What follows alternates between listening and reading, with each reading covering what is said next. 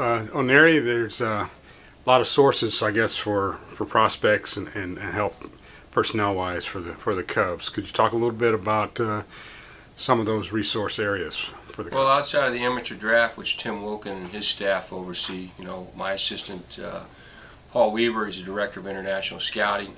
He and Louis Ohawa and hosts of our scouts now around the world. That gives us another outlet to look for players and acquire players. And today being the July 2nd date, we've been fairly active. But when you sign players, you got to get through a lot of hoops. Yeah.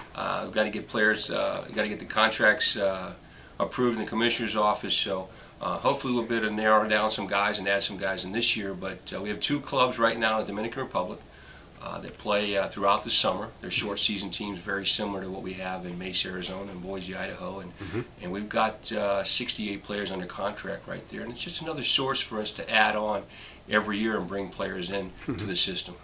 You've been around baseball for quite a while. How has the international system, shall we say, improved over the years? Well, international baseball now is huge. When I started the program 17 years ago for the Cubs, I don't think you could say all 30 clubs were participating. There was probably 22 of us, and of the 22 there were probably 4 or 5 clubs that were very, very aggressive.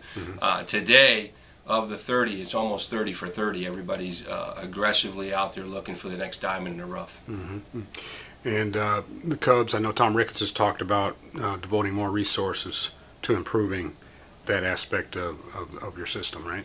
Yeah, and that's been a lot of fun to have your owner, Tom Ricketts, and his brothers, Pete and Todd, have made a trip to Dominican the last couple years. We recently purchased 50 acres of land, of which we will hopefully break ground sometime early this coming year in 2012 and have a state-of-the-art facility where we can house up to 100 players and have 4 full fields, something that you would see very similar to the facilities you see in spring training. So it's very exciting to have the support of the Rickett family, and very exciting for our staff to know that not only they get a chance to compete and sign the best players in the world, but give them a world-class facility to develop them.